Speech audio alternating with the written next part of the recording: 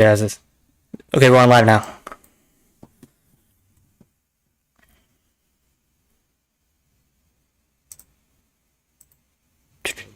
We are live. You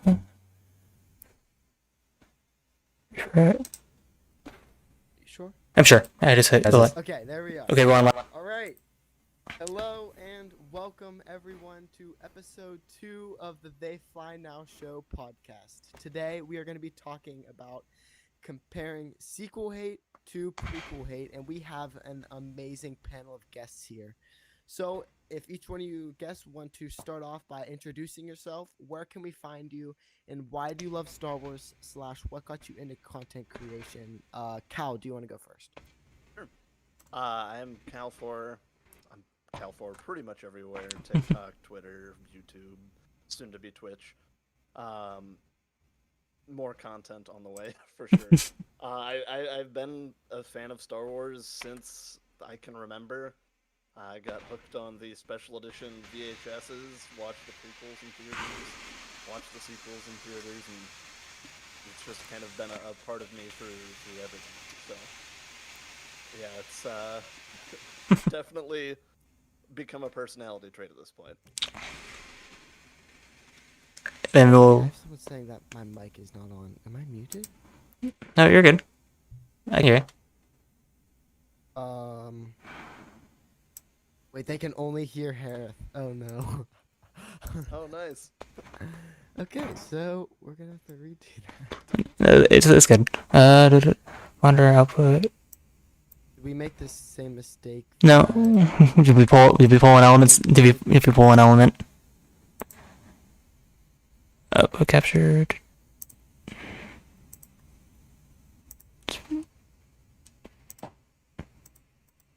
So sorry. We're so sorry. Okay. Is the audio fixed now, live chat? That's Yeah, saying give a thumbs up in the you're chat. very if we- loud. That Carter's and my mic are very low. Okay. So adjust that in the settings. Okay. There we go. Okay, in the let us know in the chat if it's better now. Okay, we're good. Or Just adjusting volume on the Discord side. 100. Okay, yeah. It should be fixed for the most part. Okay. Sorry, Cal, can you redo your intro? I know everyone. Yeah, no worries. yeah. Yeah, if everybody can hear me here. My name's Cal4. I'm pretty much on everything as Cal4, sometimes with a dot in between Cal and 4. Yeah, no, as far as Star Wars and me go, it's been a part of my life ever since I was a kid. Grew up watching the special edition VHSs as my first experience with my family, and I've watched everything else in theaters as it's all come out, prequels, sequels, and everything in between. So yeah, it is very much so a part of me, and always has been. So That's great. Jacob, if you're ready, you can do your intro. Yeah, hopefully everyone can hear me okay. So I have been a Star Wars fan, I mean, I guess since before I could walk, because I was an infant when the first movie came out in '77, and my family drugged me to the theater, drive-in actually theater for the first couple, and then I mean, I remember pretty vividly from Empire till now. So Star Wars is, since it's been part of pop culture, it's been a part of my life in terms of just, fun and just nerding out with a lot of my friends. And I remember when the special editions came out in theaters, I was actually in college. And so all of my friends were Star Wars fans. So we went to see it, like rented out half a theater each time one of those came out. And then right as I graduated was when The Phantom Menace came out. So I was right at that age for what we're going to be talking about tonight. So definitely have some insights from my perspective to share. I'm Jkevinparker on almost all the socials. On YouTube, I'm Epic Worldview, but it's linked in my TikTok account, so it's easy to find that way. So that's about who I am and where I'm at. TikTok's the best place to find me content-wise, but occasionally some of my stuff trickles to Twitter and the gram and all that. So That is thanks for having me on. that's also Santa, do you want to go? Sure. Star Wars Santa. I have a YouTube channel that live stream there most days, noon Eastern. Not every day, but most days. And then, of course, I was 10 years old the summer of 1977. And Star Wars was my first movie theater memory that I have. And the second is Superman, but I remember Star Wars that summer of 1977. It was a huge deal, and everybody was seeing it. And my parents took me there for my 10th birthday. And my birthday is just this Thursday. So, Hey, happy birthday. hey, it's awesome. it was quite some time ago, but 1977, that summer, I remember it was just Star Wars at the time. We didn't have New Hope as part of the title, but that came later. But absolutely fell in love with Star Wars at the time and have been a Star Wars fan my entire life. So there for a while, of course, between the original trilogy and the prequels, it was a dry time. And the prequels, we'll talk about here a little bit. But then with the release of the sequels, my enthusiasm, passion, love for Star Wars just inflamed and led me to create the YouTube channel and to start talking about my passion and love for Star Wars in a different perspective than many of the peers that are in my age group. And I just enjoy sharing our enthusiasm, passion, and different folks come at it from different perspectives. We will see here tonight, I expect. So it's a lot of fun. I've had a great time with the YouTube channel, and we'll be celebrating this Thursday on my birthday with a lot of celebrities. We're have a really big stream, so if you get a chance, stop on by and say hey. We'll for sure be there. I'll definitely be there as That's well. the reason we picked each one of you guys on the panel, because Santa, you were a young boy whenever Star Wars first released, as of Jkev, and then Cal was kind of almost a bridge between me and Hereth's age. So that's a big reason why we picked you guys for this episode, and it's just great that you guys are on. Yeah. So let's transition into the topic for. Let's start our prequel segment.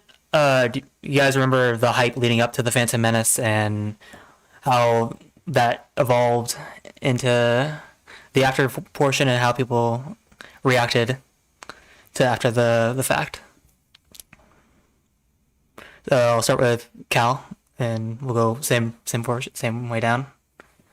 I remember watching the previews, the commercials, all of the toys that were in cereal boxes, like the light up lightsaber spoons, and it was everywhere when I went to go like kind of dive into getting to actually see it in a theater.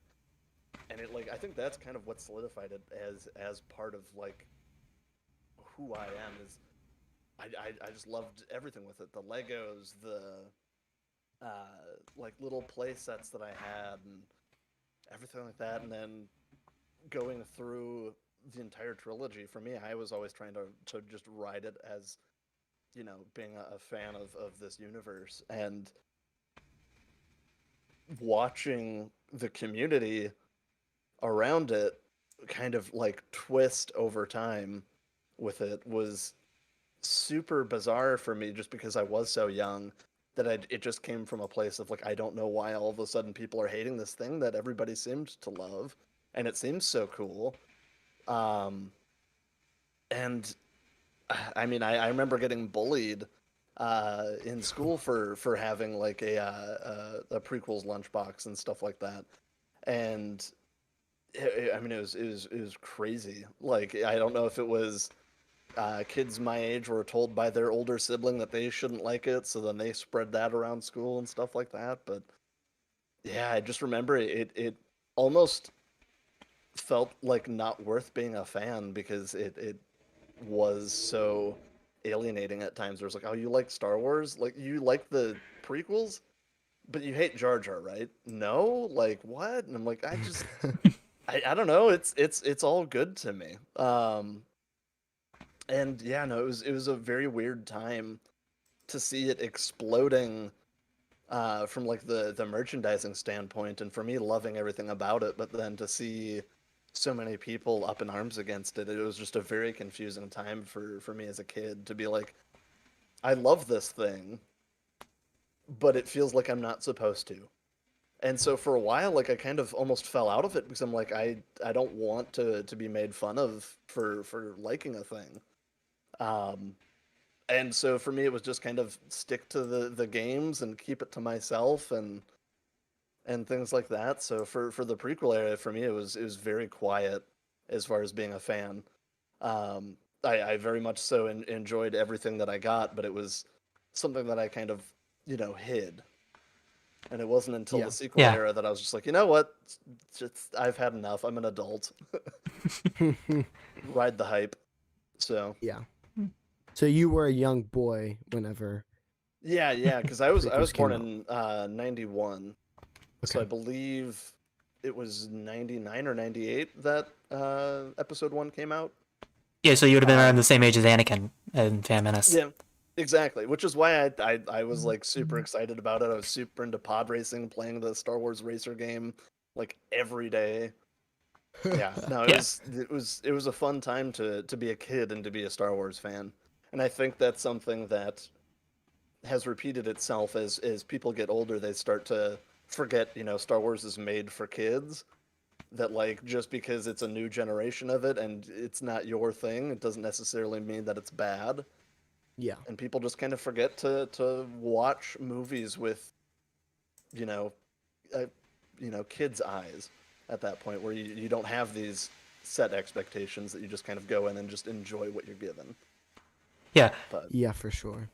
Jkev, if you don't mind telling us your story and how all that started, when how the love for Phantom Menace. Oh, my camera froze. Anyways, Yeah, talking about leading up to the prequels, right? So yeah. I also got made fun of for having my prequels lunchbox in grad school, right? So Yeah. I had some friends in grad school that were really good guys, and we just got along on almost everything. But when it came to the prequels, they started just like turning into these like monsters. Like, you can't like those things; those are awful. They just totally ruined Star Wars. They ruined my childhood. And I said, no, they didn't, because everything that you liked is still there. Just go like that. If you don't like Yeah. it, that's fine. And this is George Lucas' vision, right? Like, I had that whole conversation with them. Like, who are we to tell the man who created all this stuff that he did a terrible job? You don't have to like it anyway. Yeah, I wasn't real loud about my Star Wars fandom at that point, and pretty much just decided I would enjoy it for myself. But as I had kids, which before the Attack of the Clones came out, we had twins, and have 3 since then. So raising up kids to like Star Wars, they've never seen Star Wars hate until they got old enough to be on social media, and then I'm like, yeah, the world kind of sucks, but here we are. There are still good fans, and there are more of us. Like we heard in the last of the Skywalker saga, right? I really believe that. It's just that nice people tend not to be as loud because we're not as angry about everything, right? Yeah. So as I mentioned earlier, I had just graduated college, just had gotten married like all the same week that the Phantom Menace came out. So I had other things on my mind, but I definitely was excited about the Phantom Menace and all the special editions leading up to it. And then suddenly, like, I found out I was supposed to hate the special editions because I wasn't an OG fan or whatever. None of my friends hated the special editions, my close friends. I mean, we all just love Star Wars, and we always have, and we always will. They love the sequels as well. That's why I keep telling these young guys, no, just because you like the sequels doesn't mean you're 14 necessarily. I mean, maybe you are 14 and love them, but, Star Wars is Star Wars to me. And Yeah. it's always going to be that. And I'll never understand that whole thing about misery loves company. It really does. And the internet just made lots of company for misery. So I do what I can to try to combat that a bit. Yeah. And Santa, do you wanna? Yeah, my experience is similar to Kev's in that I was 32 years old when Phantom Menace came out, and my youngest daughter was born in '91. So there, Wow. When you said you were born in 91, I'm like, oh my gosh, I'm your dad. No. So, no, I remember the lead up to the Phantom Menace and just the excitement, the sheer excitement. It had been a long time since we had gotten a Star Wars movie, and the stuff that we got between Return of the Jedi and Phantom Menace was sparse. If you were a fan of, and you got, many of you can go see it now on Disney Plus, the Droids cartoon or the Ewoks cartoon, then good on you. But they weren't for Santa. I was a little too old for that stuff, and it wasn't great Star Wars for me. Super excited for the Phantom Menace. I remember the lead up to it being prevalent everywhere, much like the lead up to The Force Awakens. It was really huge, and all the shows, everything was talking about it. I went and saw the Phantom Menace. I loved it. I loved it. And as soon as the VHS copies came out, I started buying those. Bought the special collector's edition of it that came with a book and all kinds of other stuff. I was super excited, and then found out that Jar Jar was racist, and I was like, "Oh, you guys are a little too sensitive." All this, right? Yeah, Isn't that what we yeah, were you told? guys are a little too sensitive. I didn't pick up that, but people have different experiences, and if they were offended by it, it's like, well, okay, that's not how it hit me. Then Attack of the Clones came out, and the wheels kind of came off for the prequels for me. Just that movie annoyed me in almost every way possible. And so it was a really tough movie for me, just personally. And then with Revenge of the Sith, I was super excited because we had always heard about Anakin dying in the volcano and or being kicked into that volcano, and that's how he became Darth Vader and so on. And so I was really excited to see that. And then Luke and Leia were born, and Padme dies. I'm like, what the? Well, wait, what? That's how. Wait. So I go back to the original trilogy and thinking on, of course, Luke asking Leia, do you remember your mom? Well, I mean, she died, so no, she did. But how does that? So for me, even Revenge of the Sith was a problem. It was a great movie, but at the same time, I was like, well, you guys are messing with my Star Wars. Right. Yeah. The special editions came out, and I said, that's not my Darth Vader. At the end of Return of the Jedi, when they've got Anakin in there, what is this blasphemy? Right. So and they took out the song at the end and all that. So for me, Yeah, Yub Nub was a snub. I do yeah. miss Yub Nub. and not that was a great song. It's just that my memories, the things that I grew up with, things that I cherish from my childhood, were being changed, and they didn't affect me the way that they affected a lot of others. So for me, I was not a huge fan of the prequels, and it took a long time for me to even go back outside of the Phantom Menace, which I loved, really, really enjoyed at the time. It took some time for me to kind of cozy up to those and rewatch them. And the Clone Wars animated series certainly helped. But even still, to this day, the prequels are not my favorite. So it's, they stand there. It's still Star Wars, and I love Star Wars. And as far as the prequels go, my oldest daughter, I mentioned she was born in 91. She was raised with those. That's her Star Wars. And Yeah. so that's good enough for me. Even though they're not my favorite, I still watch them with my kids. Yeah. One thing I think that's really interesting about everything that like each one of you said, all of you said that, or at least Cal and Jakev, you guys were saying that during that time you guys were quiet and you felt like you guys were silenced because of hate that you were getting from one part of the fandom. Do you guys want to talk about that maybe a little more? Whether it's online or in person. Well, I'll jump in on this one because I was old enough to remember all the hate about the teddy bears that beat up the galactic stormtroopers in Return of the Jedi. And so as a kid, barely in school, people were making like, you can't like that movie. Empire's the only good one. Like, you know, the first one, Star Wars, and then Empire, and then, you know, the whole, like, everything that you hear today about whatever movie somebody doesn't like, they said that about the Return of the Jedi. And so I just pretty much was quiet after that, because I thought, well, I've got other stuff to do, but I'm going to still enjoy this.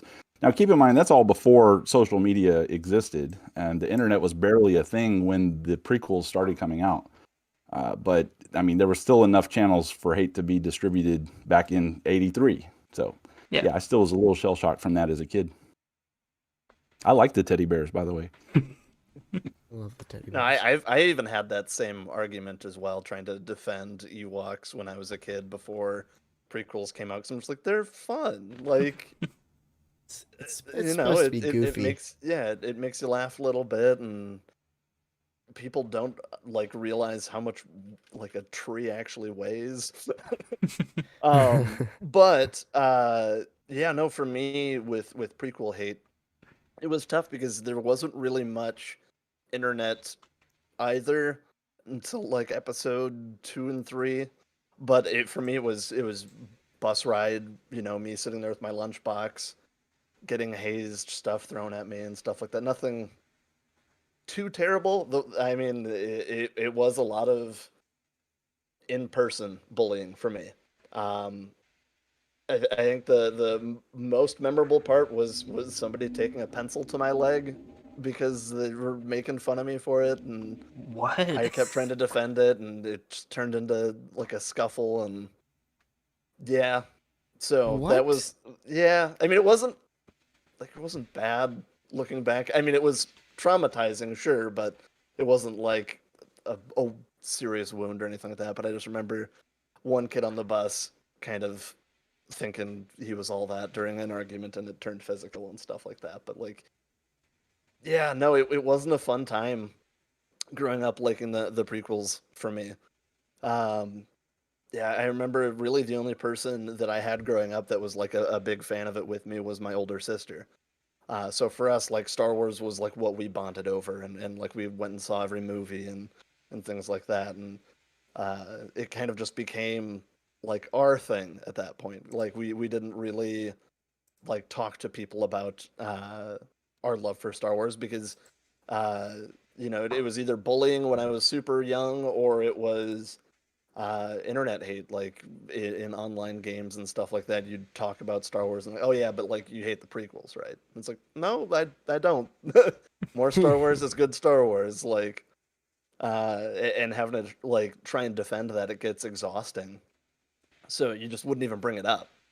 Uh, so it just was like kind of a thing between my sister and I. And then when the sequels were announced, we both got tattoos for Star Wars because we're just like, you know what, like kind of both tired of hiding this. Let's like you know, have it as something with us forever, because it has been something with us forever, and it's kept us close. So uh turning it from something that was uh polarizing socially into something that, you know, we both are proud of at this point.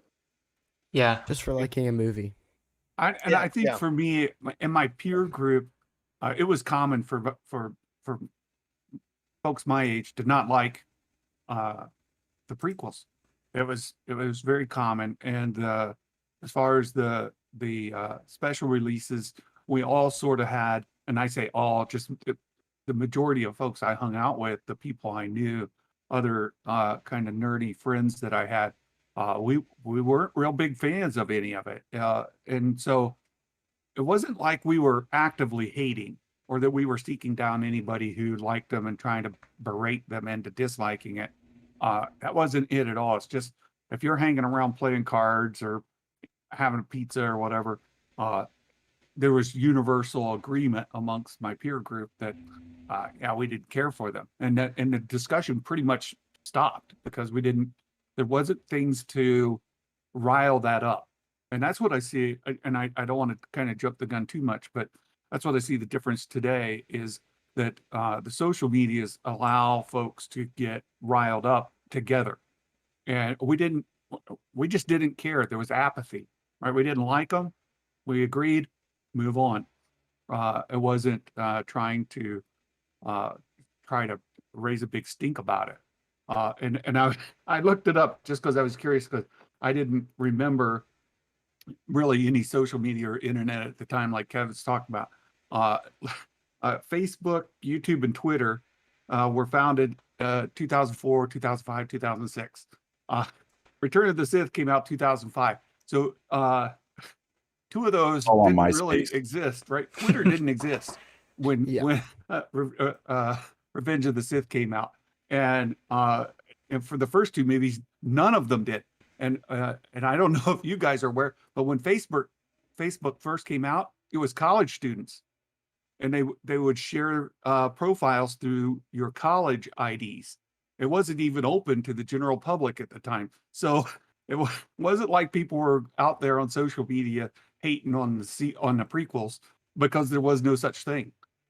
It was basically just in your peer group. So I didn't have a case of bullying or anything like that around the prequels, because we just didn't like them, and that was that.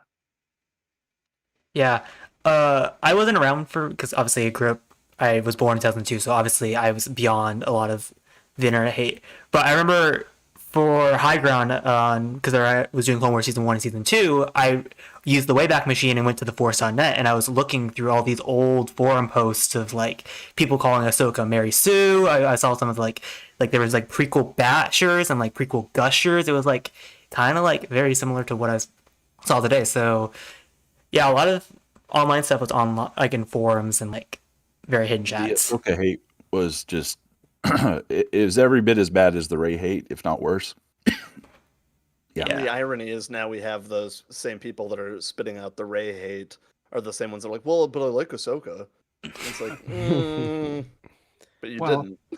and again, I'm kind of getting ahead of myself, so I won't jump too far. But if you watch The People versus George Lucas, you'll hear the exact same words in that Yeah.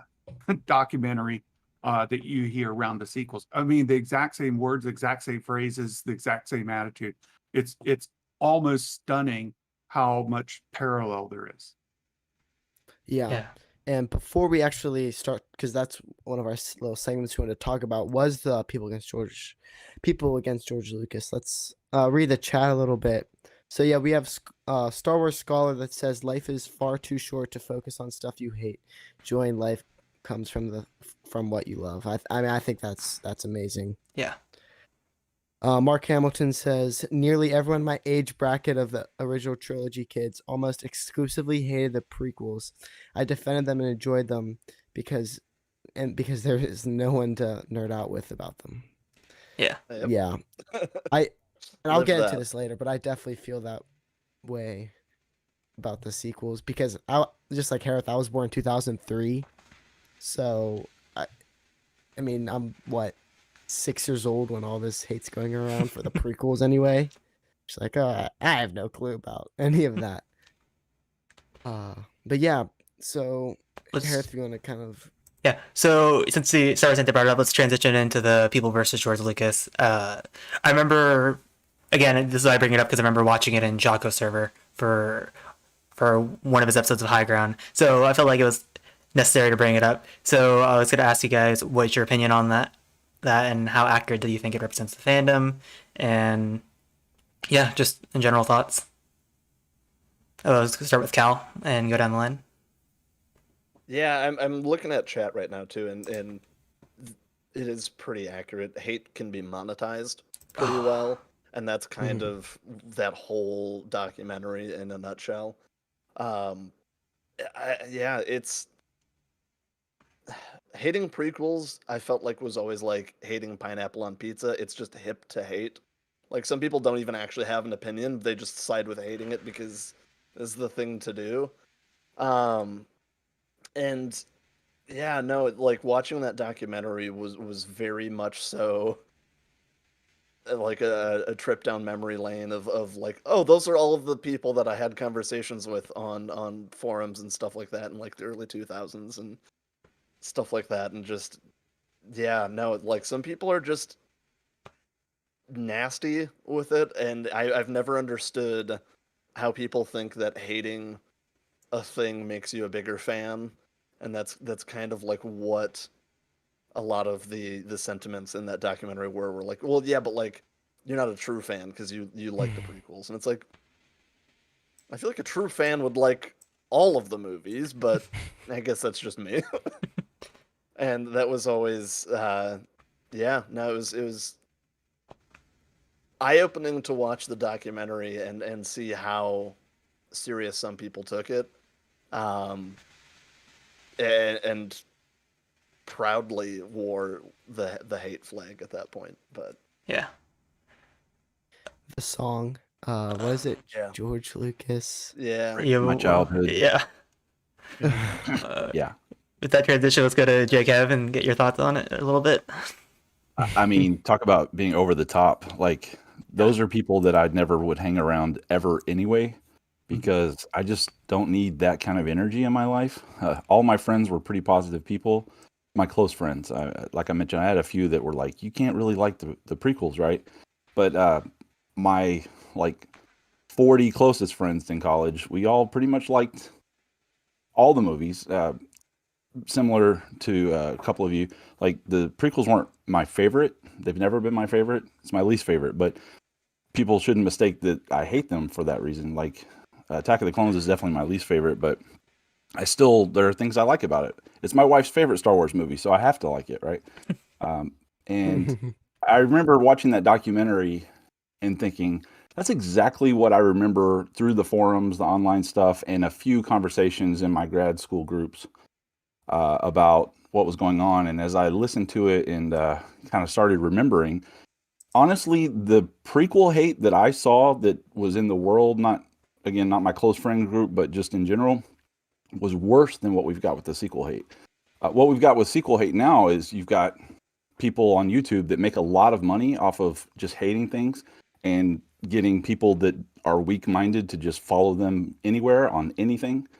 And I don't mean you're weak-minded if you don't like the movies. I mean, if you believe some of the things that they tell you, which is absolutely not based in fact, maybe you ought to re-examine your life. That's kind of the way I look at that. But it was so bad with the prequel hate, with these songs, like these guys actually played up on stage. George Lucas Raped My Childhood. I mean, women and men both would get up and like read their poetry about all the things that George Lucas did to them. And it was very graphic. Like, he didn't do those things, right? Like, I don't know. It's just disturbing to even think about. But people just, they're movies. I love them, but they're movies. And yeah, I just can't imagine being so wrapped up in that as your identity that hate is like, what would you want to do? So it kind of helped form me as a person. Like, I'm just not going to hate anything that much. And then when it got to the sequels, and I mean, even like the Matrix sequels, a lot of people hated on those at the same time as the prequels were coming out. And some other movies I've felt like I've had to defend, but mostly I just defend the fans who like them.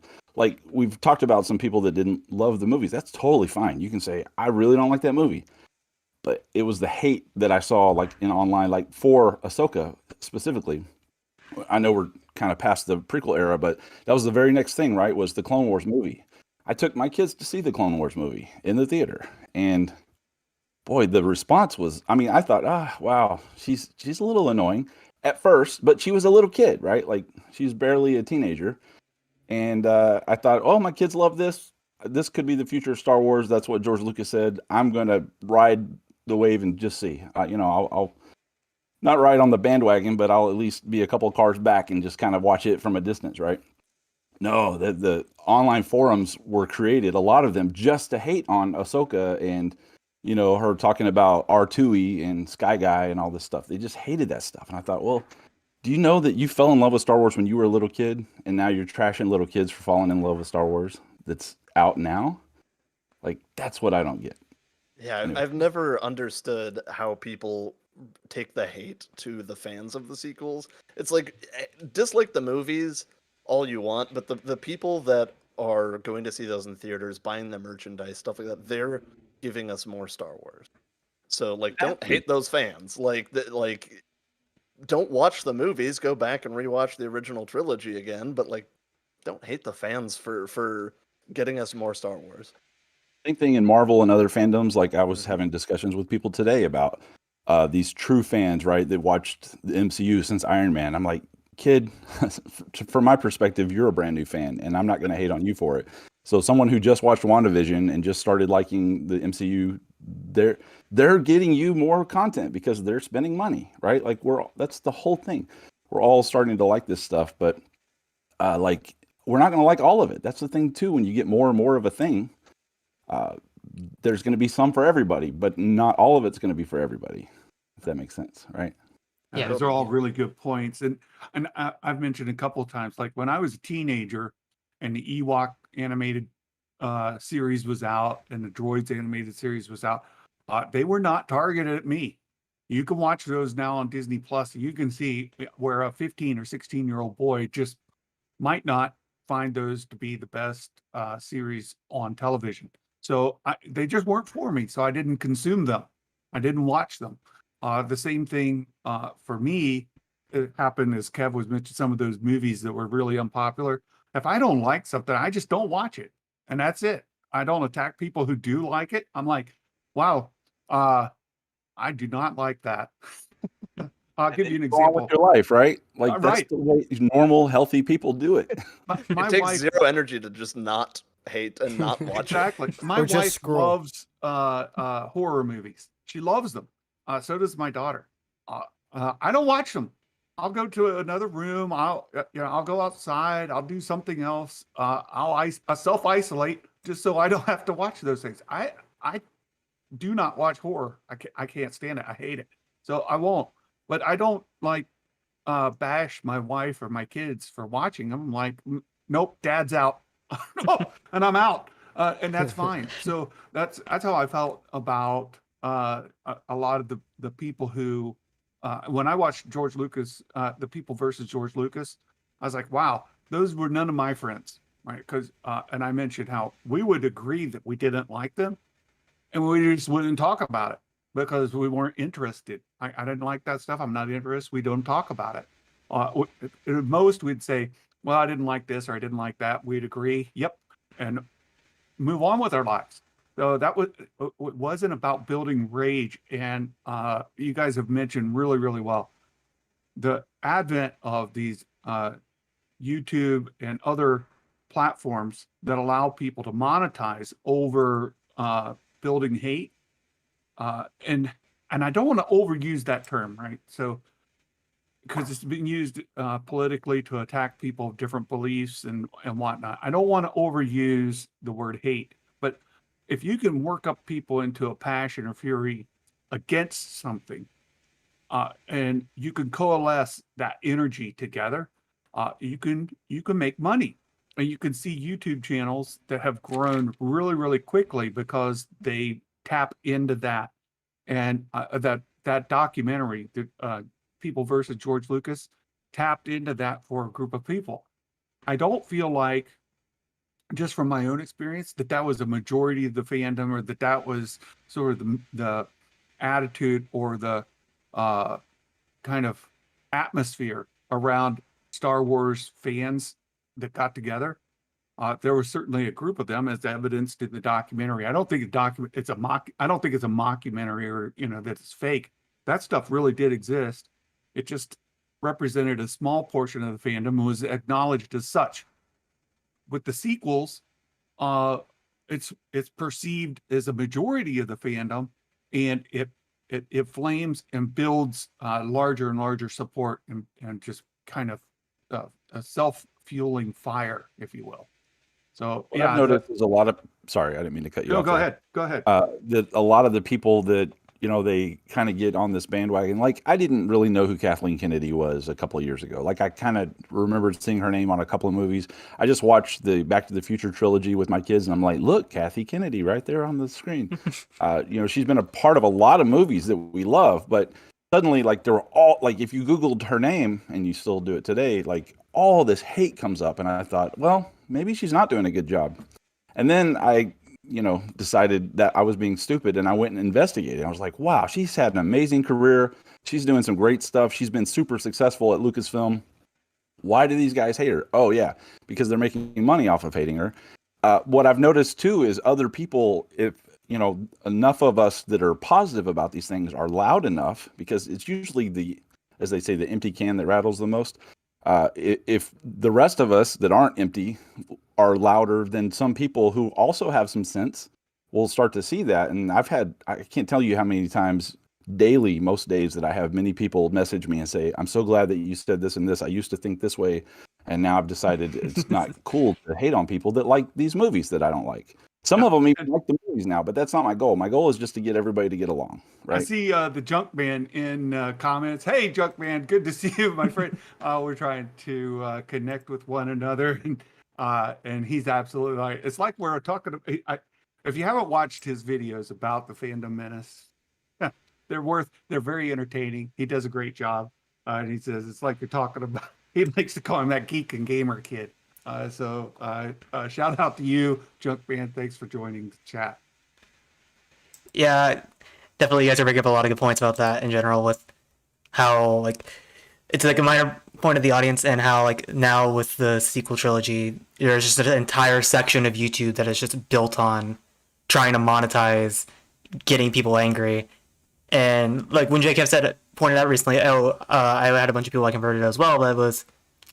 There were sequel fans, or not sequel fans, sequel haters, and then turned into fans. I'll raise my hand. I was one of them. If you can remember, I said a lot of stupid stuff in your comments because I believed in a lot of lies. Water under the bridge, man. I don't ever remember that stuff. All I remember is our interactions now. So it's really a concern of mine where you get just a normie who comes in and watches the sequels, and then they're told by so many people that they're bad, that they then adopt that attitude because, well, everybody says they're bad, so they must be bad, and they buy into the talking points. And many of these are circular. And you guys are talking about the whole section of the internet that's kind of monetized over it. If you trace that stuff back, you'll find out it's the same people referencing the same stuff in a circular kind of pattern. And it just monetizes in the circle. So great for them that they figured out a way to make a living off of it. But my concern is that there's so many people who liked them, enjoyed them, and then found out that they should hate them and start kind of picking up on it, that it concerns me. And I absolutely love that there's you guys, there's Levi Bond. I see college age people like Goldman who are sequel fans, and they're kind of defend them. They'll come out and say, hey, I think those movies are great, or I like this part of that part, and they're kind of defending them. It's good to see that not just some old geezer who was 10 years old in 1977 likes the sequels, but rather that we have a bunch of folks of your generation that are enjoying them. Yeah. Well, it looks like we lost Jkev. Jkev popped out. Yeah. But yeah, for sure. I mean, I think that actually be a great bridge since we're already starting to talk about the sequel hate. Yeah. Let's now talk. So since we just talked about the prequel hate, everything Right.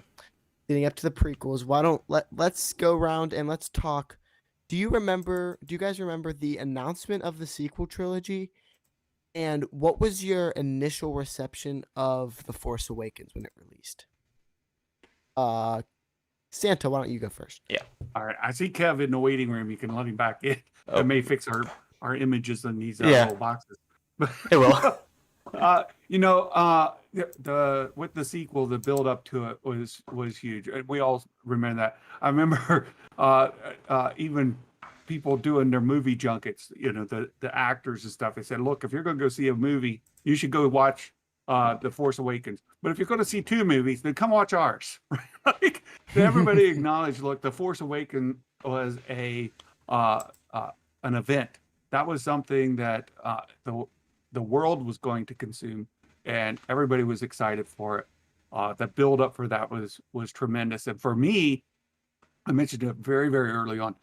It's the thing that re-sparked my passion, enthusiasm for Star Wars, and kind of led me down this path that I'm on today. I absolutely love The Force Awakens. I love the movie. I love the characters. And I mentioned this on Nerd Theory when Star Wars Theory had me on his channel, that I began to realize that your ability to enjoy the movie seems directly correlated to how well you attach to the characters. And for me, Rey is one of the characters that I associate with very, very strongly. So her story, her character arc, that whole thing grabs me by the heart, and it pulls me in, and I connect to it, and then I follow it, I buy into it. And so for the sequels, it's something that is very personal to me. It means a lot to me, and it connects with me in a very, very special way. So those movies mean a ton to me, and I was able to raise my youngest daughter, who is now a college student, watching those movies. She loves them, I love them, and it's something we have together. So yeah, The Force Awakens, on par with where we were with The Phantom Menace as far as hype and all of that goes. It was great. Yeah, definitely. Let's switch over to Cal. What are your thoughts on like mainly kind of was cover going full circle now with the sequel Hate and Yeah. mainly The Force Awakens? Yeah, And no, I remember seeing the trailers first pop up, and there being, whispers of there being a new Star Wars trilogy, and I was just overjoyed. I wound up crying during the trailer even because I was just like, I never thought in my life I would get to go and see Star Wars in theaters again and it be new Star Wars. Like I was like, I have like Knights of the Old Republic and some Battlefront 2. Like I got some games to play, and that's going to be it for Star Wars as the occasional game. But then to have it all of a sudden be, a whole new trilogy, and they got the original cast back and stuff like that, and it's, set so far in the future. I was instantly on board, instantly hyped. And then I went and saw it in theaters, the midnight showing of it when it first came out, and Star Wars title crawl pops up in theaters. I'm immediately a sobbing mess again, and uh, it was just an awesome ride for me. I loved every minute of it, and immediately attached onto, like Santo was saying, Ray as well. Just as somebody who's had not similar life experiences, but enough to where it was like I definitely know that feeling of isolation and stuff like that. Like it immediately was a character for me to just attach to and uh, get excited for and everything like that. And so for me, it was just like the visuals, the story, the acting. I was like, this is phenomenal. I love this.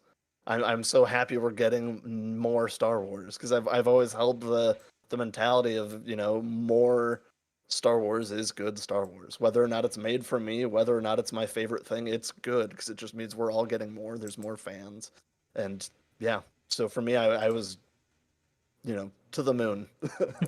yeah, Yeah, for sure. And Jkev? yeah, When I saw The Force Awakens, I was, of course, really excited for the same reasons you all are saying. Like, I was so excited just to have more Star Wars. And that, I had kids, and I was excited that they got to experience some Star Wars for the first time in the theater, right? Because I've seen all of them in the theaters, and I just was so just overjoyed about that. And then I got in there and I watched the movie, and I just thought it was okay the first time I watched it. I thought, well, they really leaned in heavy to nostalgia here, and it seemed like the plot was very thin. But then I watched it again. It didn't change a lot the second time. Then I watched The Last Jedi, and I fell in love with The Last Jedi. And I went back and watched The Force Awakens again, and I realized how deep that movie is and how tightly the script is written. And I kind of put away my glasses, like, let's actually examine the story. And now The Force Awakens is in my probably top 3 Star Wars films. Yeah, but I wasn't hating on anybody for loving it. I just thought, well, let's just see where this Rey character goes. Now Rey is my favorite character because her whole journey, and that wasn't until the Rise of Skywalker, by the way. By the time we got to that movie, so much of her journey going from feeling like trash, being treated like trash, to being, this person who stood up to be a hero through all kinds of adversity. I related to that, and I want to relate to that, and I want to be more of that as I get older, right? So, yeah, it's been quite a journey for me with the sequels. yeah. I think it's. Oh, you go. No, I want to bring up a point that Junkman reminded me of in the chat. look, there's no question that the toys with the sequels didn't move off shelves at the rate that they did with the other trilogies. And look, I'm a professional Santa Claus during the Christmas season. November and December, there are times where I see well over 200 kids a day as we get closer to the season. And I could tell you that the kids aren't asking for Star Wars toys. They're not asking for Marvel toys. They're not asking for DC toys. They're not asking for any kind of collectible or figures. That's just not what they want. I hear a lot of requests for hoverboards, Legos, trading card games, and some of the oh shoot, I should remember. They're Japanese, they're like spinning top kind of toys that Beyblades. Beyblades. Oh my goodness, Beyblades! I hear about every fifth kid, right? They love Beyblades. So look, I didn't know. They're just not buying them. But as many of the folks here know, and Mark's one of them too. He's a collector. Junkman's a collector. For collectors of figures today, so mainly adults, those figures sell out within minutes of going up for sale. Within minutes, and I've got 7 Rey Black Series figures on my desk right here, and I didn't get any of them on clearance. I had to pay full price for every single one of them. So for collectors, those things are selling out like crazy. But for kids, they're sitting on the shelf. They're just not buying them. Well, like you mentioned with the Marvel and DC and all that, a lot of that's cultural, but people look at that and they say, oh, see, Kathleen Kennedy's doing a bad job. Star Wars isn't selling toys. Nobody's selling toys. It's a different culture. Kids buying different things now. That's exactly it. And they just remember, well, when I was a kid and we went to Toys R Us, there was a row of Star Wars toys and those things sold like crazy. Well, okay, great. Me too. Me too. You actually bought a thing of empty toys with a promise that you would get them later. With the original trilogy. So look, it was a different era, and kids today just aren't asking for action figures. Girls will ask for Anna and Elsa and Barbie, but boys are not asking for Spider-Man, Hulk, Iron Man, or with exception of Mark's kids, Star Wars figures. You just don't. But one thing I've noticed, so I work at Target, and one day I was stocking the toy shelves, and I was stocking the Star Wars shelves, and I had multiple people because it was the day that we were set to put out a few Black Series figures on the date, like on the floor, and every person who asked me about them was someone who was around 30 years old, and not one of them was a young kid. Wow. Yeah. It was kind of crazy. I had like 3 or 4 people asking me for. I think it was around the time the Bad Batch was coming out, so they might have asked for like a Wrecker figure, and not one of them was a kid. Wow. Which I think is just kind of crazy. It's very true. It's very true. And the Junkman's right. They want Fortnite, Roblox. Yes. Yeah. So yeah, it's all around that kind of stuff. I think a lot of it too, still talking about culture, is that a lot of us grew up collecting those things. Now I was too poor to collect that stuff, so my friends had Star Wars toys. I was happy just to, finally get some Legos, and I had to make my own Star Wars Legos because they didn't have them branded back then. But then as Star Wars Legos came out, you can see, I've gotten a few sets here and there. But because I grew up collecting those things, now I'm one of the consumers of them. Whereas young kids today don't always, like you said, don't always buy that stuff. I think a lot of that's generational. That's a problem with anecdotal evidence. People say, well, it's not like what I was. So they make these huge assumptions. I'm an information scientist, and so we don't do those kinds of assumptions. Like, we have to look at actual trends and large data sets and things like that. So, yeah. And I feel like as a Santa, look, even I am getting a bit of a small sampling at 200 kids a day. That's a lot of kids, but it's not necessarily universal statement. I don't want to come across like that scientific research. One Santa who sees Closer than thousand what kids. most people do, though. It's Definitely. absolutely, Yeah. that's absolutely true. And I found with the pandemic last year, the demand for Legos went way up. And Lego collectibles are super, super popular. And you see them even now, the trend on the Lego sets is really hot. And I expect that it'll stay that way. But I think as far as the figures go, it's going to be primarily collectors who are looking for sets, and it goes back to that nostalgia. And when you and it's really encouraging to see guys like Levi and the guys at All New Nerds there who are collecting Black Series figures and the vintage collection stuff. It's great to see younger college age kids who are already starting to get into the collectibles, because that'll grow, and then their kids and so on. So there is a future. It's just not kids playing with them, asking for them at Christmas. Yeah, Yeah. no, I don't collect too much. I collect pops. I don't collect Black Series, but for sure it's like starting to become a thing now. I'm like, oh, there's a Ray Pop figure. I'm gonna snatch it real quick. But again, that shows how like full circle the like fandom is turning, and how people interpret that as like, oh, they're not doing well, or oh, this is happening. And like you can see how like that narrative spin happens on YouTube, and then people like the Fandom Menace crowd just turns it into like this whole like debacle, when in reality it's nothing there. It's just generations are shifting and technology is more popular. And Another example of where they do that. So a lot of people say, well, because The Rise of Skywalker made less money than the two previous films, it was the lowest one in the trilogy, therefore the trilogy was bad. And I say, well, did you know that in the original trilogy that Return of the Jedi made the least money even with inflation? Did you know that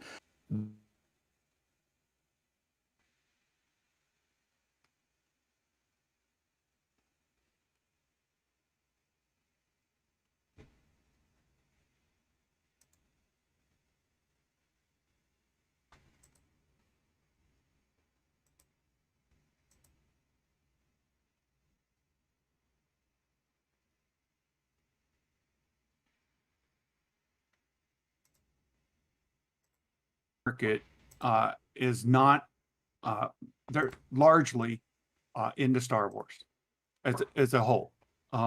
They just don't consume Star Wars at the same rate, and there's a reason for that. You go back to the original trilogy when it wasn't even released in China, so you don't have Chinese adults my age who raise their kids as Star Wars fans. They don't exist.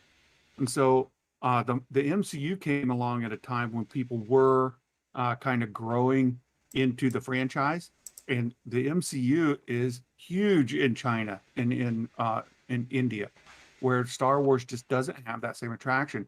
But if you compare the domestic totals for the sequels against the MCU, they all stand up.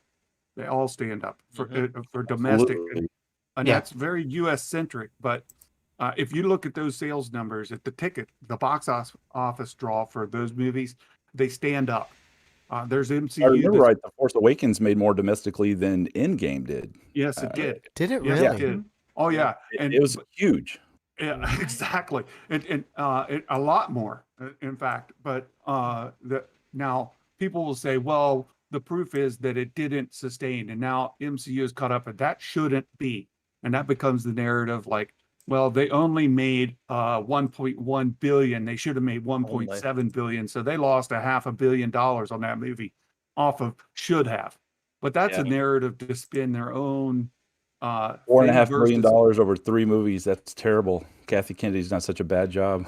Right. Right, it's my God. just Now we have a it's- theme park and 10 new shows, man. right. It's made up. It's Failing. made up facts. And so there's another point that that is worth talking about, is the impact that Disney Plus originals are going to have on the future for the franchise, and reaching those markets that have not been reached. So China and India, those populations are going to connect at a much higher rate with, say, the Mandalorian than they did with the characters we fell in love with. Right, Luke Skywalker doesn't mean as much to them as Din Djarin will. Yeah. And going sure. forward, it just looks really, really great because Lucasfilm has put itself and that daggone Kathleen Kennedy, she put them right in place to make money on Disney Plus. Grr. And like, I know at She school, launched that network, right? everyone at school, everyone has seen The Mandalorian. Yeah. Everyone. I remember going to lunch, and people who I don't think have ever seen Star Wars. I mean, I could be mistaken, but there's like so many people talking about The Mandalorian because it's The Mandalorian. So to say that because Kathleen Kennedy, doing such a bad job, every kid at my school is talking about The Mandalorian. What? It's always bias around, oh, I hate this, so she did bad on this. But the Mandalorian, that wasn't actually, it couldn't have been her. That wasn't her, yeah. Because Right. that doesn't fit my Right, narrative. that was just Dave and John, as if they don't Yep. work for her, but they do. Yeah, as if an executive producer didn't actually be like, I need these people on this job. Let's go. I call it like I remember paying attention to it. Was like I call it the sports analogy. Like how like when a sports team is failing, they point like one finger, go, oh, it's that person. This is the reason why we're failing. So I think that's the bias that's going on with Star Wars fans. Is they're trying to rationalize. They're like, oh, it's Kathleen Kennedy. It has to be her. That's the only through line through all these movies. It's Same trendy thing to with hate presidents, Kathleen right? Kennedy. Like if your guy's in office or gal, and it's going well, then it's their win. But if it's going badly, it was the one before, right? Mhm. And it's always the opposite of that. Whoever you like is the one that's the to blame for the good, but never for the bad, right? But Kathy Kennedy launched Disney Plus. Like that's the future of Disney entertainment, and Star Wars launched it. Period. It wasn't Marvel. It was Star Yeah. Wars. That's important for people to understand. Yeah. But no, she's doing a horrible job. The Lucasfilm Civil War. Noodle is when I bring up that they're like, well, no, it was Dave and John. I said, do you know who got Dave Filoni into live action? Kathy Kennedy put him as a shadow to Rian Johnson on The Last Jedi.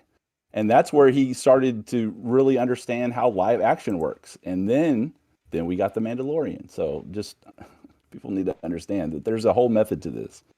Well, plus they're also pioneering the technology with like the 3D environments with all of the projections and stuff like that. Like that technology is coming straight from Star Wars and Disney. Like they're the ones funneling all this money into it. So now we can Marvel get better and others shows are already faster. taking advantage of it in a good way. Yeah. Yep. And that just benefits everybody.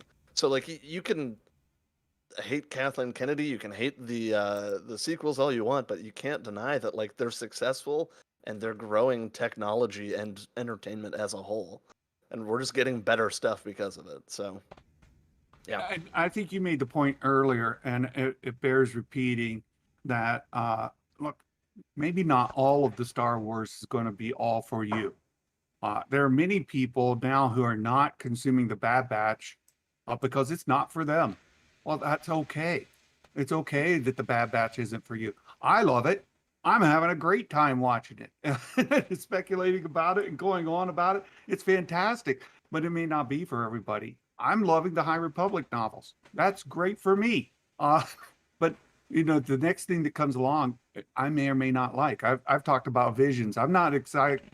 I'm not as excited about Visions as many people are, and that's okay. If Visions isn't for Santa, that's fine. It's going to be for some other people, and it's going to bring in fans that maybe haven't tried Star Wars before, who haven't been exposed, and it might get them excited in a way that they start to delve into it, and that's great. Protect those fans when the true fans come after them for not having watched from the beginning, right? That's coming. As I mentioned in a TikTok today, true fans is just short for truly the worst fans. Like it's just Yeah. Exactly. Well, the gatekeeping Yep. gatekeeping is horrible, and I've heard friends of mine complain about it because, well, they're female or they're not white male or whatever. And even for me, I've had gatekeepers say, "Well, you didn't whatever, and so you don't know, you don't. Yep. Your opinion doesn't count." I ran into that so much during the prequel era. when people would be like, "Oh, you don't know who Thrawn is?" I'm like, "No, I have no clue who that is because I didn't read this book that like no, it's not in the movies. I don't know." The same way that like kind of Revan is used nowadays for people like, "Oh, you don't know who Revan is?" It's No, like true. Half the people that say that don't know who Revan is, man. They're not old enough to have even played that game, right? Like I right. have it somewhere buried in a box, but yeah, Yeah, but it like for me that was used against me all the time too, was right. the gatekeeping, but it was Thrawn. It's like, oh, if you don't know who Thrawn is, you don't know like, and that's why you don't like the and it's like yeah, it's just a mess. But yeah, there's always that cyclical mentality that comes with all of the hate. Unfortunately, it rhymes as much as Star Wars does. Yeah. Mutuals on TikTok said it best when he said, you know, you're not a truer fan than me for liking less Star Wars than I like, right? Right. Like that's just ridiculous. Yeah. I'm not a subscriber to Ryan Kennel and many of the fandom menace, but I will give credit to Ryan for one thing that he said is we all come to Star Wars with different experience. Somebody who's read, you know, all of the EU novels has different entry point to Star Wars than somebody who started with the sequels. But that doesn't mean that the person who's read all the EU novels is a fan, and the person who started with the sequels is not a fan. Right. They're equal fans. They're whatever your entry point is, whatever your consumption is. If you're enjoying it and you're consuming it, and that gets you excited to talk about it, you're a fan. So Yeah. look, you know, Ryan and I don't see eye to eye on a lot of things. In fact, you know, I don't subscribe to him for a reason, but that's a fair statement. Yeah. Oh, Yeah. totally. Also, see you, Junkman. Thanks a lot for coming by. We really appreciate it. I would also But like yeah, to, sorry, I don't mean to cut you off, but I would also like to highlight Element's comment of the volume wouldn't be possible without Kathleen Kennedy, or Neepy saying the prequels and the original trilogy pioneered a lot of the aspects of filmmaking today. And without these films, we wouldn't have a lot of modern day visual effects. Even the sequel trilogy has pushed boundaries of filmmaking way farther. Star Wars Yeah, from day even one has been pushing the boundaries from 1977 till today, and we, you know, all of pop culture and just culture in general owes a lot to George Lucas and everything that's come since him, including Kathy Kennedy and all of her crew. So it's amazing. They continue to pioneer new technologies, new methods, great storytelling, in my personal and humble opinion. Well, I think that's an important part too, and a lot of people pick up on George Lucas's criticism of the sequels that they didn't pioneer. Like when he was creating the original trilogy, he reinvented filmmaking. It revolutionized things. And when he made the prequels, he pushed that CGI stuff further than it had ever been. They were inventing things. You don't see a lot of that with the sequels. They mastered a lot of things and they put out beautiful movies, great stories, but they didn't really innovate like the way they're doing with the stagecraft technology that they're using in the volume. That is the classic Lucasfilm innovation happening right there. What we're experiencing, what we're seeing is revolutionizing the industry, and Lucasfilm's at the front. And there's that daggone Kathleen Kennedy again, green lighting it and funding it. Yeah. Chaka, thanks for stopping by. We appreciate it. Hey, Yeah. Going back to just the hate in general, I remember, so this year we were having like a field day like at our school, so everyone was just outside, and later in the day I had to give a speech on Star Wars, so I wore my Rise of Skywalker t-shirt, and that day I had like 3 people walk up to me and went, and one girl in particular looked me dead in the eyes and went, "You actually like that movie?" I was like, "What?" She's like, "The Rise of Skywalker." I was like, "Yeah, I like it. It's Star Wars." And then people after her come up and they're like, "Are you wearing a Rise of Skywalker shirt? That movie sucked." I'm like, I don't think so. You don't have to stop me in the hallway and tell me so. I'd seen where somebody was at one of the Disney parks, and one of the character actors was there playing Ray, and a bunch of grown men came up and harassed her about how Ray's a Mary Sue and all this garbage. I'm like, who the hell are you guys? Like, what? Y'all are miserable. That's all I can think of in their real life. And that poor girl, like, I wish I could just camp out and like intercept these guys and get it on camera, of course, for TikTok. Right. Yeah. Oh man, yeah, I haven't heard that one. That's It's a really whole discouraging. other level of just trash people. But for the rest of us that see that, we ought to be able to do like, you're talking about like, why are you stalking me or stalking this person or whatever? Like, get over it. Go out with someone else. Anyway. Yeah, it's just. I wonder if I know earlier in the Disney park there they had like Star Wars weekends. I wonder if that happened for. Hopefully, there's I could see like a Disney cast member story of that. I wonder if it happened with like the prequel era too, because that had to happen. Because Ahsoka was one of the characters at the Disney parks during like Star Wars weekends and like the Vader showcase. So yeah, that's awful. I never heard about that before.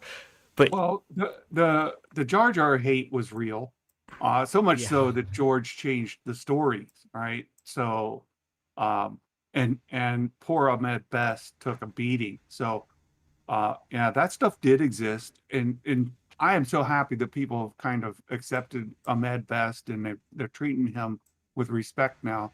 But his life was miserable for a long time over that character, because people in real life would meet him on the street and say those kind of things to him face to face. So he was going through that kind of stuff that unfortunately you saw at the Disney park, and it's a sad state of humanity, is what it is. Or Jake Lloyd, and even Hayden Christensen got a lot of hate too, right? For not even his fault. Like, anyway, it just frustrates me. And they did the same thing to Daisy Ridley and to Kelly Marie Tran, which I will forever be angry at people about if I hear that kind of stuff. You don't have to like the character. Don't hate on the person that did it. Yeah. It's just, but I don't think any of them have tried to walk off a bridge like Ahmed Best almost did. Yeah. And it's just crazy when people realize how much hate they're giving these guys. Literally, just because you don't like a movie, these people are hating it so much that these people are having serious mental issues. Come on, it's a movie. That goes back to what we talked about earlier. Like, if you don't like something, don't consume it, and that's okay. If not all Star Wars is for you, that's okay, right? Attack of the Clones is never going to be Santa's favorite movie. That's okay. That's absolutely fine. But for the people who love it, great. If that's their entry point, if Attack of the Clones is your favorite movie, if that's what somebody's first Star Wars memory is, seeing it with their parent, or just there's something about that movie that they just adore, great. If that's their entry point, wonderful. Who am I to kind of put you down? And I like the comment. I've heard this statement before. The thing that you hate is somebody else's favorite. And so if you're harshing somebody's Star Wars, then that could be their favorite Star Wars. So try not to take somebody else's joy with your anger. Yeah. One man's trash is another man's treasure. I just want to know when it became like cool and edgy to like or hate everything the same as everybody else, right? Like, if these people don't like it, I can't like it. If they like it, I must like it. Like, you're not edgy for being that way. Like, that's the opposite of edgy. Yeah. Just have an opinion. Never understood Stand that up for mentality.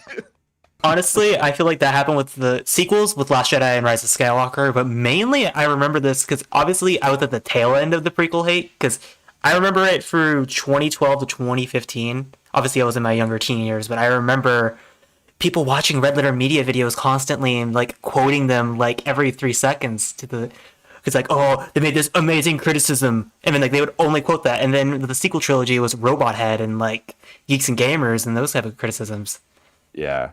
And these guys, like, a lot of people went to those movies in the theater and they loved it, and then they watched YouTube and they're like, oh wait, no, I hate it. I actually hate it.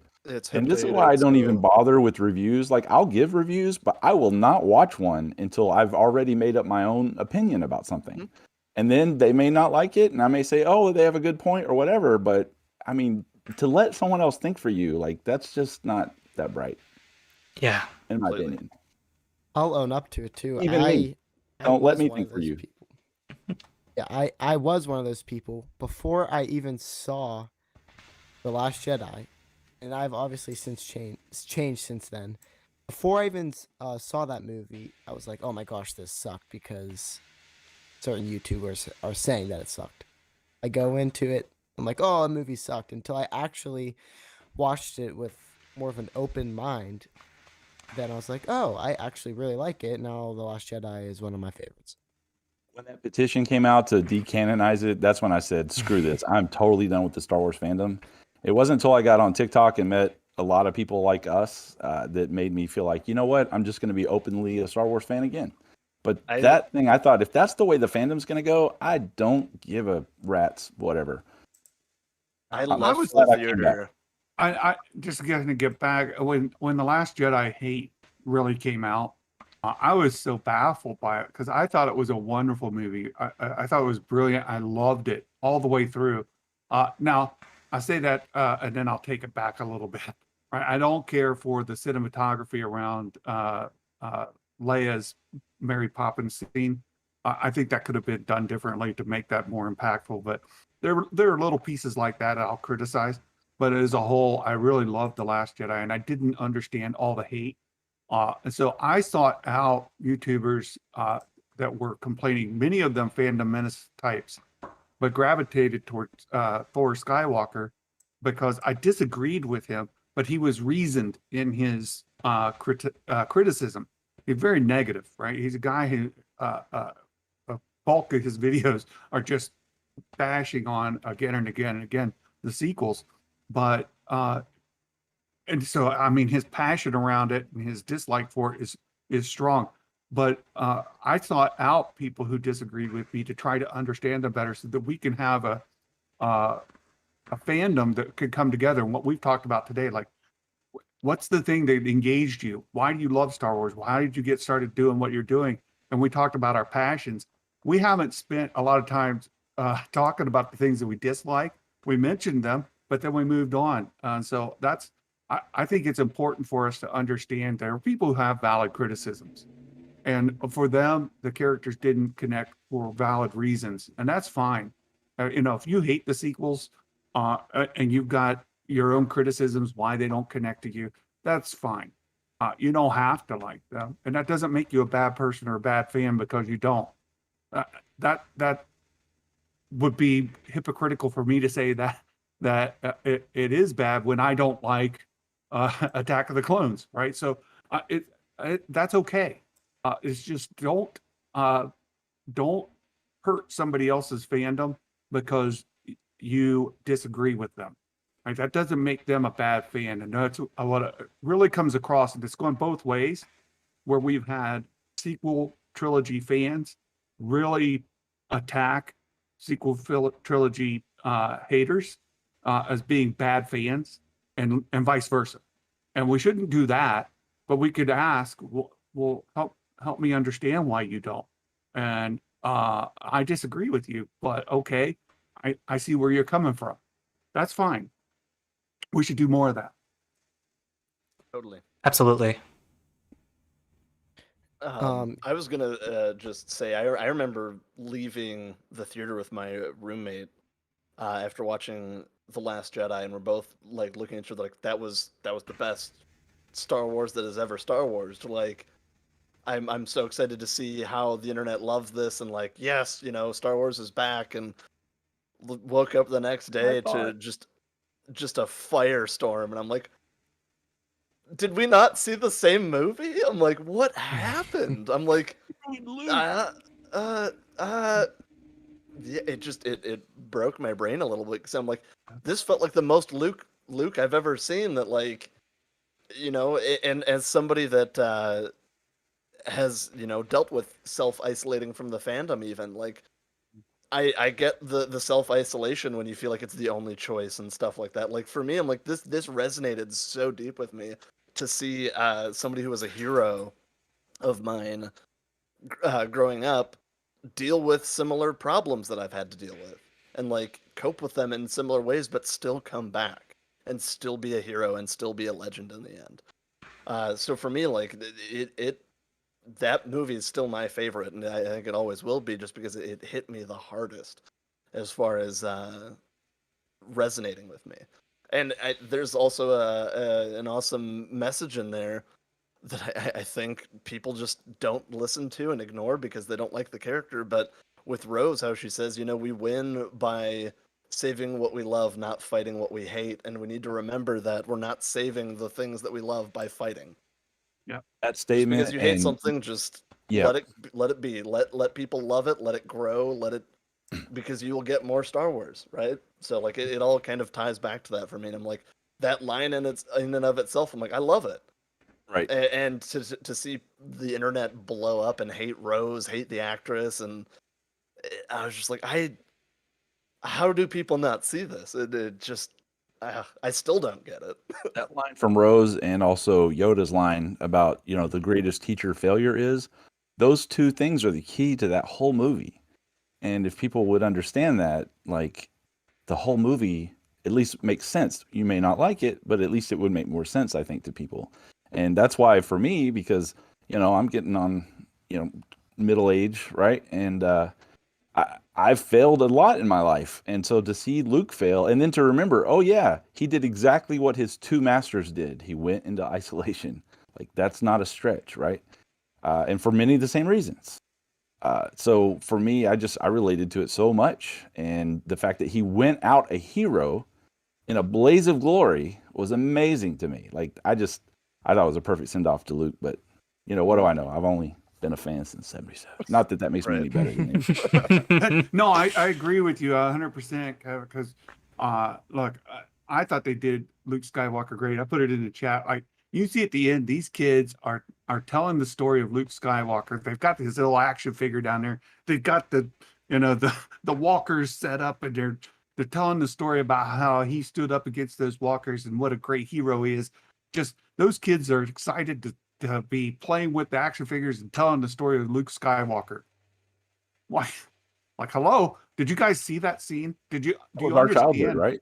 Right? It is our childhood. Like, this is what we've been talking about. When you were buying your Luke Skywalker action figures when you were a kid and you're playing in the backyard, that's what those kids were doing with Luke Skywalker in universe. Like, that's cool. And to see the way that he went out in that spectacular, emotionally compelling story, it's fantastic stuff. And I just, again, I understand where people say that's not my Luke Skywalker or whatever, but can you step back and can you see the hero that those kids saw in their eyes when they're playing with those figures and telling the heroic stories of Luke Skywalker? That's cool. Not to mention, too, the fact that it's not your Skywalker or not your Luke is part of the reason why he was so bent out of shape by it, because he had that lens of being a legend and being, oh yeah, he's Luke Skywalker. He blew up the Death Star, right? Like, he had all of this weight on him, and then to still fail in spite of that legend, of course it's going to shatter you. Rolling with the word legend multiple times in the dialogue, I thought was just chef's kiss. But also for me, just to kind of pull another quote from The Last Jedi, was like this, and it kind of encompasses how I feel about the sequels as well, is they are the spark that will light the fire of new fans and keep Star Wars burning and keep it as something that we still get to enjoy.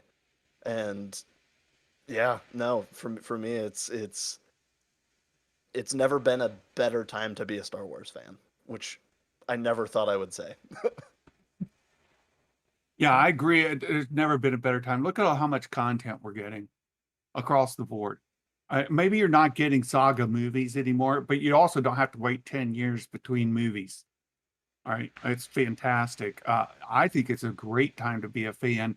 And when you're bringing in new fans through The Mandalorian, and you're going to bring in new fans through Visions, you're bringing in new fans through The Bad Batch.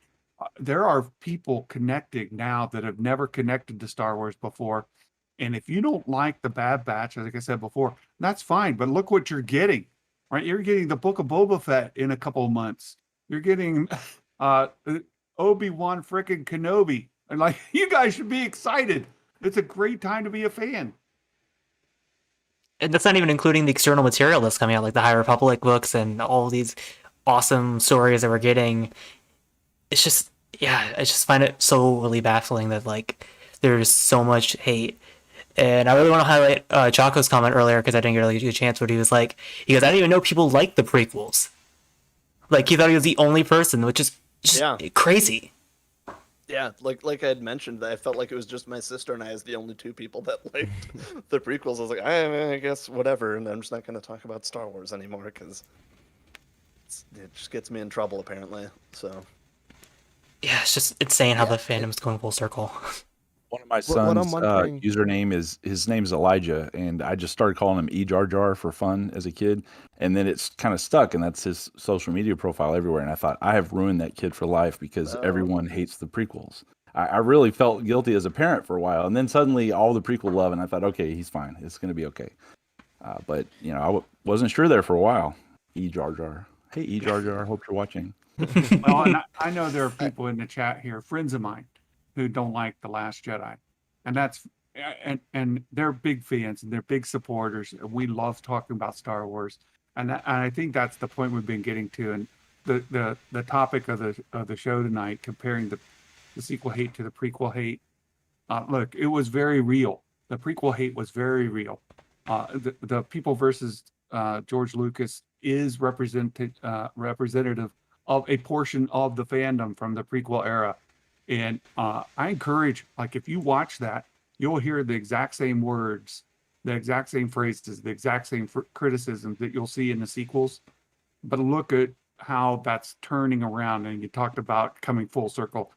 Look at how the prequels are coming around, and the kids who were introduced to Star Wars during that era are now the point where they're defending them. And I think the exact same thing will happen with the sequels. I'm not the first to say that, but I think it's absolutely where we're headed. And as we see more people brought into the fandom that are new fans, they're going to latch onto these movies. They don't have those emotional attachments to the original trilogy era that many of us do. And they will embrace those movies, and they'll be beloved as well. So everything does come full circle over time. And look, I've been around long enough to see it a few times, and I have every confidence that the sequels are going to have the same future, and they're going to age really, really well.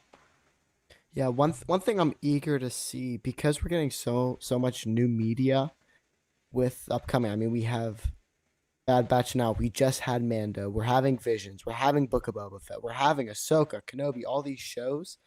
I wonder if we're, and I really hope we do, but I wonder if we're gonna see less hate, because since there's so much stuff releasing, if people are just gonna let stuff go, if they're not gonna dwell on it for the next year.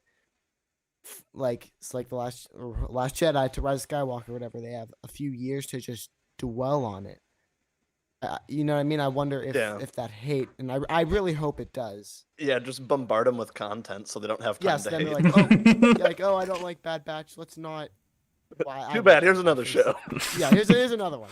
Here's another one. Here's books if you don't like that. Here's new movies. I am I really okay with hope this that business plan. Yes. And we're not all gonna like all of it. Yeah. Exactly. It's It's just- like we're food. not- You're not we're gonna not like going to.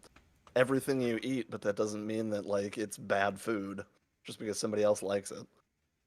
Yeah. It's it's a great time to be a Star Wars fan, just because we're getting so much new stuff. Yeah. And I really hope with the impact a lot of us are having on the community, we can help. Because there's going to be hate, but help keep the fire to a minimum. Yeah, and remember, it's cyclical, like we were saying. It's the circle of Star Wars. Every time new movies are going to come out, somebody's going to hate on them. But the rest of us can stand up and say, you know what? It doesn't matter what you say or do. It's fine that you don't like them, but we're going to like them. And Look at the age groups we have here tonight, and this is what excites me. It really excites me. I'm in my 50s. Kev's just a couple years younger than me. And we got Cal right behind him, and of Almost course our 30. hosts here tonight who are even younger. So Just a few we years. yeah, we span from 20s to 50s here, and it's super exciting to me to see such a broad width and know that there are fans within each of those age categories that like Star Wars. I really love the sequels and love the content we've been getting. It's encouraging, it's exciting, it makes me really, really happy to get to know you guys and be part of this community. I'll throw my 10-year-old in there too. She's my middle kid out of 5, and right now she's the most into Star Wars of all my kids. They all like Star Wars, but like she and I watch everything together and multiple times. Like, and she's 10 years old, and she gets it too. By the way, like every time somebody says, "Oh, that movie didn't make sense," I'm like, "Well, my 10-year-old got it when she was 8, but maybe she can help you understand it." That makes me intensely happy just to see that it's not stopping something that Yeah. Yeah. Well, and it'll start to counter that narrative that's out there, right? Mhm. People are finally saying, okay, it's dying down. That hate can only be maintained at that intensity so long. And for those of us who have been brought into creating our channels, creating our content, and putting out stuff positive vibes into the community, positivity as far as our fandom goes, I believe that will continue to grow. And I've seen people gravitate to my channel because of it. And I've gotten DMs from people saying that basically what you guys are saying. Like, I thought I was the only person who liked the prequels when I was growing up. Dark Chocolate put it on here. I thought I was literally the only person on the planet who liked the prequels. I get this kind of DMs from people saying, Santa, I really thought that I was alone out here, and it's so great to hear your voice. So it's great to hear your voices, and I'll say it again. I am absolutely thrilled to death to hear all of you and to get to know you, because it reinforces what I know is true, that the fans will overcome. There's more of us. We're not Ultimately. alone. Absolutely. Yeah. So, I think this would be a good place to maybe start wrapping it up. Yeah. If you guys want to start going around and just say, just again, because you guys are amazing creators, where can we find you? And just, yeah, and any closing thoughts? We'll start with Cal and go down the line. Cal 4 pretty much everywhere. Sometimes there's a space, sometimes there's a period. More content definitely on the horizon once living situation gets better, but yeah, no, I think for closing thoughts for me, it's always the same. It's, more Star Wars is good Star Wars. Don't forget to love fans as fans, and just be excited for more to come. Absolutely. For sure. Jkev?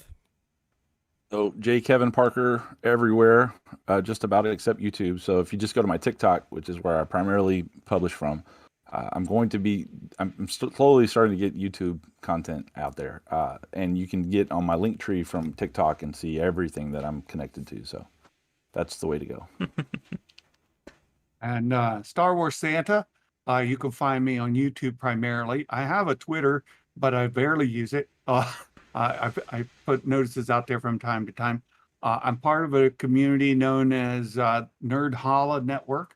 You can find us there as well. But Star Wars Santa, the YouTube channel, primarily live stream content Mondays through Friday, noon to 1-ish Eastern time, and then every now and then here and there we'll put out something special. So this Thursday's Santa's birthday, Hey. July 22nd, Woohoo. and thank you. From 3 p.m. to 5 p.m., we have a special live stream with many Star Wars creators, celebrities within the Star Wars content creator universe. We'll have Star Wars Meg, as well as Thor Skywalker, and Bosk's Bounty, if you're a collector. we've got a long stream of guests that we'll have in. I'm super excited. We've got Josh from Den of Nerds doing a piece for us. It's going to be a great stream. So if you guys stop by, I'd love to see you there and give a shout out. Absolutely. Carter, you want to tell us where they can find our stuff mostly? Yeah, so we are They Fly Now, They Fly Now podcast on TikTok. That's where we upload just different clips from the podcast and keeping you guys updated on the show. Myself, I am Car2D2 on TikTok. Every other social media is not Star Wars based. So yeah, you can find me there. And yeah, just trying to spread some positivity across the Star Wars fandom. Absolutely. You can find me on Hereth Productions on TikTok. I also have a YouTube channel, but it's not very active. I started it like a year ago. It's just kind of a dead channel, but I plan on getting it back up and making more Star Wars content. But yeah, on the whole, well, I don't really have an outro for the podcast still. Ooh, and also, every Friday, me and Hereth and I will be filming our reactions for the Bad Batch or whatever upcoming show, so you can hope for an upload every Friday that there is new Star Wars content coming out. Absolutely. I'm glad you mentioned that, Carter. So yeah, that's it for the That's all we episode. got here. Thank you guys so much for coming on, and Peace.